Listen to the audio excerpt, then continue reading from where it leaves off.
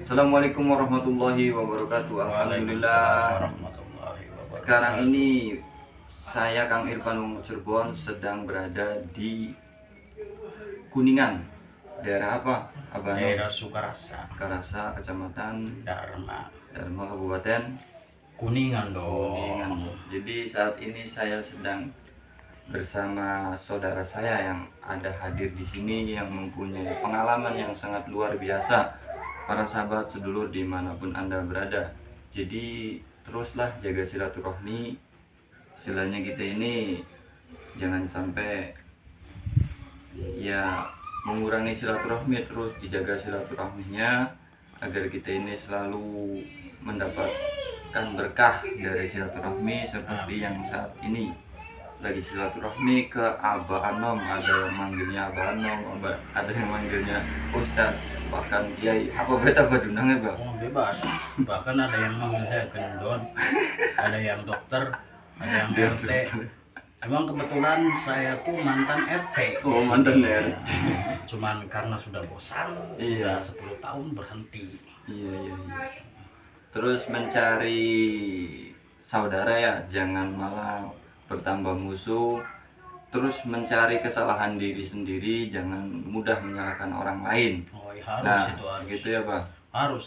Jadi saat ini saya lagi silaturahmi, sekalian tadi saya membuat video habis netralisir sebuah rumah yang istilahnya ada gangguan dari makhluk gaib. Ya pihak rumahnya sendiri sudah sering ada gangguan secara dohir ataupun berwujud ya oleh makhluk gaib itu, bahkan di televisi diganggulah istilahnya, dan kami mencoba untuk dinetralisir. Alhamdulillah atas izin Allah sudah dinetralisir bersih. Dan di sini saya itu mempunyai saudara, ya ini Abah Anom. Jadi sekalian silaturahmi ke Abah Anom. Abah Anom ini mempunyai pengalaman yang sangat luar biasa, sehingga saya pun sebelum yang ngerti dunia ini beliau duluan. Jadi sekiranya bisa membuat kita ini ada pengalaman, ya diambil pengalaman yang baik, dibuang yang buruknya. Jadi Abah Anom ini pernah melakukan suatu tirakat ataupun ia berpuasa sekian sampai 120 hari. Masya Allah ya, 120 hari. Permintaannya ini yang sangat luar biasa, bahkan saya pun gak nyangka mempunyai hajat dan permintaan sampai rela berpuasa 120 hari itu demi ingin bertemu malaikat Jibril. Dan seketika itu konon kata beliau ini, ketika pas menjelang 120 hari pas asar, tiba-tiba ada cahaya masuk dan lafaz-lafaz Quran masuk ke dalam dirinya. Dan saat itu juga beliau tak sadarkan diri, merasa dirinya itu hebat dan sakti, bahkan seperti wali. Waduh, itu tidak terkendali atau istilahnya di luar kesadarannya bang. Di luar kesadaran. Di luar Jadi kesadaran. apa yang setelah itu terjadi saya sendiri tidak mengerti, nggak Tidak tahu. mengerti. Ini kata teman-teman yang tahu begini selama 3 bulan. Saya nggak mengerti apa yang terjadi, dan setelahnya 3 bulan barulah kita sadar. Berarti itu memang juga sama bisa mengobatin orang, bahkan seucap nyata. Bisa itu dulu katanya tuh. Kalau Itu saya juga, kata orang-orang ya, murid-murid istilahnya, banyak murid dulunya pak ya. banyak. Kalau saya sendiri juga nggak tahu, itu kata dia mereka yang pernah mengikuti. Dan murid ya, bukan murid sih, Murid. bukan murid, teman-temannya tuh teman. banyaknya. Ada yang dari tukang parkir, Tukang parkir. kalau yang banyak tuh anak jalanan, anak pengamen. Oh yang tato-tatoan itu Iya, anak banyak. pengamen. Ada yang dari ya calo-calo gitu, biasa anak muda. Iya. Jadi diajak di jalan kebenaran, kebaikan Mbak ya? Enggak, kalau saya nggak mengajak dalam jalan kebaikan. Apa Pak? Kalau saya mengajaknya itu cari uang. Oh cari uang Mas. Bagaimana caranya? Bener. Kita cari uang gitu. Enggak mengajak kita, ayo kita menuju jalan Sakti, ridho sakti. Allah. Enggak. Kita mengajak jalan bagaimana cara kita mendapatkan uang, walaupun dengan cara ya sedikitnya kita bohong. Berarti apa ya Pak? Jadi jangan ikuti apa yang Nah, berbohong. jangan kalau mengikuti saya nanti sesat. Sesat. Gitu. karena saya sendiri juga bukan orang soleh. Mm-mm. Pandangan orang, kata saya ini di desa ini, pandangan orang saya sebagai ustaz, sebagai Sebagai kiai, kiai. sebagai yang dibilang Orang soleh, orang alim lah. soleh, alim ke agama, tapi saya Padahal sendiri di rumah ya tugasnya cuma ngopi sama ngerokok. Itu Jumatan enggak ya? Jumatan enggak, ini pakai kopiah, pakai sarung, sholat kagak. Sholat kan? Jadi jangan diikuti. Jangan Ya? diikuti kalau model saya. Iya. Kalau mau mengikuti, banyak ulama-ulama yang benar-benar ulama, banyak kiai-kiai yang benar-benar kiai, atau bergaul dengan remaja-remaja masjid, ini Kang Begeng, Mm. yang begitu mendalam tentang ilmu tasawuf. Waduh, ilmu. Katanya itu, kata beliau, tasawuf. Kalau kita cuman taunya kopi, rokok, tidur, udah itu. Cari duit. Ngurus ilmu ya. Kalau masalah ilmu kita nggak tahu. Bodoh ya. Bodoh. Jadi Kita tuh sangat miskin awam dan sama bodoh. ilmu, miskin pengalaman, miskin pengetahuan. Al-Fakir ya. Fakir nih. Jadi kita sama-sama orang bodoh, sama-sama orang yang nggak punya ilmu. Al-Fakir semuanya yang lagi belajar ibadah. Jadi sekali lagi ya, Banom ini pernah sakti dan hebat. Itu duduk aja ketika warung udah pada tutup, itu dia di hadapan muridnya itu ngambil rokok itu istilahnya tanpa kita ke warung udah ada rokok. Jadi paginya dibayar, langsung bayar rokok tadi. Jadi muridnya pada melongo, "Lah, kok bisa?" Itu adalah kesaktian Abanom waktu dulu. Jadi di luar nalar semua, bisa begana, bisa begini. Tapi sekarang udah enggak ya, Bah. Oh, sama sekali nggak tahu. Sama sekali nggak tahu, Ngaji nggak aja sempat. saya nggak bisa. Oh iya. Itu juga katanya kata orang-orang yang dekat dengan saya. Kalau sekarang nggak tahu. Dulu itu waktu di kampung sana di Cirebon. Oh iya, waktu di Sekarang Cirebon. kita di Kuningan, punya istri, punya anak sekarang. Oh, berarti sebelum mempunyai istri ya, sebelum Oh, iya. nikah, jadi ya sakti ya, pernah melakukan amalan puasa dan lain sebagainya. Kalau seingat tuh cuman melakukan puasa, kita Puasa. tidak makan nasi aja Mhm. dalam 125 hari. Oh, Yang 125 ingatnya hari. itu aja tuh. Jadi pas asar tiba-tiba ada semacam datang saya cahaya. minta sesuatu yang di luar nalar seseorang. Ya, kayak Di nggak luar nalar umum ya. seseorang, nggak umum. Saya minta sesuatu yang demikian.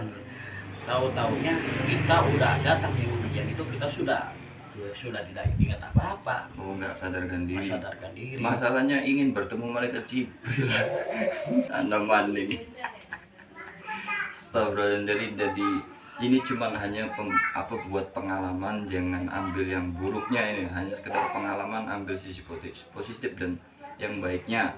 Jadi buat kita ini sharing sama gua, ternyata mempunyai pengalaman dari ya berpuasa ingin bertemu malaikat Jibril sampai dia sakti dan lain sebagainya. Anak mending zaman akhir jangan macam-macam, memperbanyak istighfar dan sholawat, terus memperbaiki diri, mencari kesalahan diri, jangan mencari kesalahan orang lain, terus jaga silaturahmi, perbaiki ibadah kita, istighfar dan sholawat.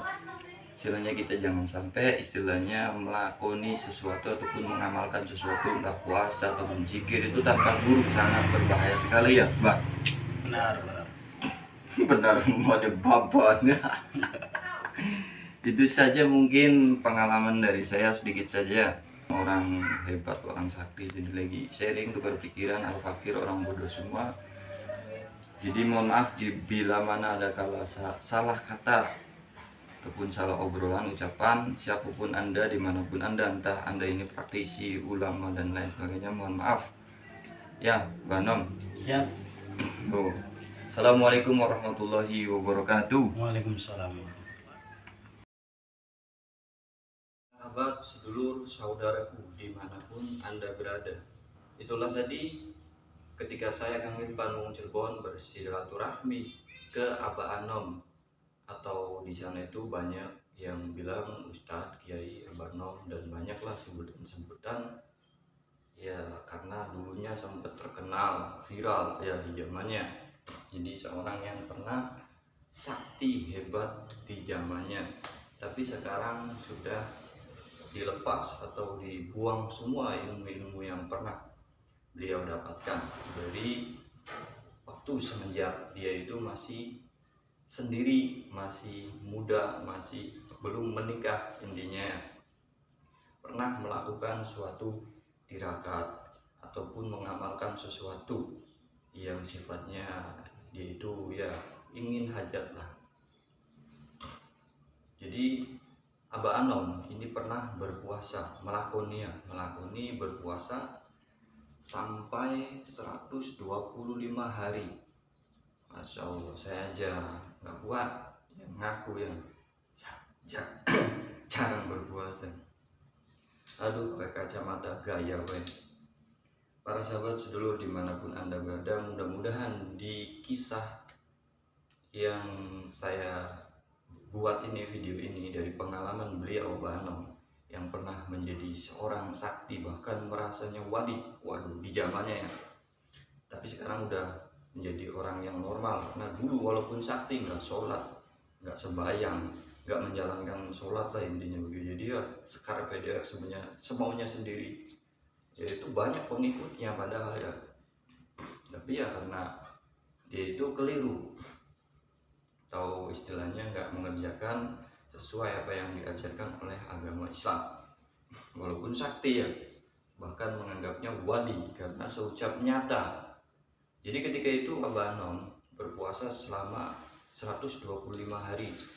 125 hari ketika full ya, udah puasanya udah full, ketika asar Abah Anom mendapatkan suatu cahaya yang masuk ke dalam dirinya.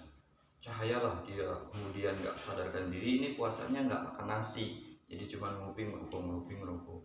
Permintaannya itu ingin bertemu malaikat Jibril. Masya Allah, astagfirullahaladzim. Jadi ketika mendapatkan cahaya tersebut, kemudian Abah Anom ini langsung nggak sadarkan diri. Nah, ketika nggak sadarkan diri, tiba-tiba menjadi sakti, menjadi hebat, dan ya istilahnya di luar kendali, di luar kebiasaan, bisa menerawang. Istilahnya ada orang TKW di Arab, nggak pulang-pulang, langsung dia syariatin besok pulang, itu seucap nyata besoknya pulang. Kemudian bisa mengobati orang yang sedang sakit gigi, dia itu menuliskan lapat-lapat ayat suci Al-Quran, terus kemudian dipakai paku, dipantek, dia langsung sembuh. Kemudian bisa mengambil rokok dari jarak jauh, karena kondisinya malam hari, seringnya diambil dari jarak jauh, tiba-tiba rokok itu ada di depannya, jadi besoknya langsung dibayarin. Kemudian bisa apalagi itu menyembuhkan orang gila, bisa ya banyak kesaktiannya lah istilahnya begitu. Jadi di luar kesadaran dia begitu para sahabat sedulur, sampai banyak pengikutnya, bisa ngobatin dan lain sebagainya.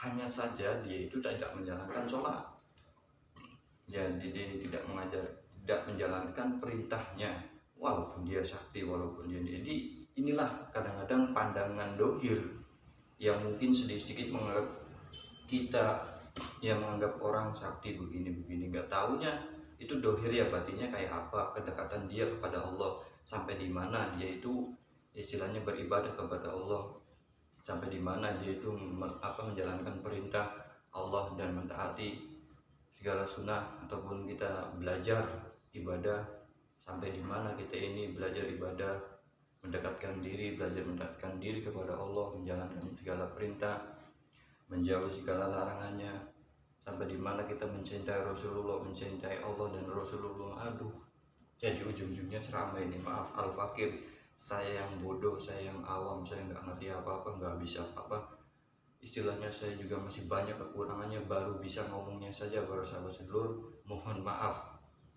dibuka dulu kacamatanya. Maaf, saya karena orangnya jarang berkaca, jadi jarang berkaca ya, jadi ketika ada salah mohon tegur saya, karena itu ya saya merasa ya kadang-kadang ketika lagi ngobrol di hadapan orang itu keluar ingin merasa diri kita ini, merasa pengen dianggap hebat, sakti, ingin dipuji, ingin disanjung, ingin dipuja dan lain sebagainya. Aduh anak. Jadi inilah istilahnya kisah cerita dari Abah Anom, mudah-mudahan ada manfaatnya ya. Itulah tadi video saya ketika bersilaturahmi ke Abah Anom, pernah menjadi seorang yang sakti ya, praktisi supernatural, orang hebat intinya. Tapi saya menghormati semua praktisi paranormal, orang-orang hebat lah. Kalau saya sih orang bodoh, nggak bisa apa-apa dan nggak ngerti apa-apa. Ketika itu 3 bulan lamanya, alhamdulillah bertemu dengan Habib Alwi Duria Rasulullah. Kemudian Habib Alwi memandang beliau, Abah Nom ini ternyata lagi gila, cadap atau gimana. Langsung diproses, diobati, dan pengakuan Abah Nom ini seperti banyak keluarnya lafaz-lafaz Al-Quran di dalam mulutnya, dan seperti terkuras semua ilmunya, istilahnya diobatilah oleh Habib Alwi.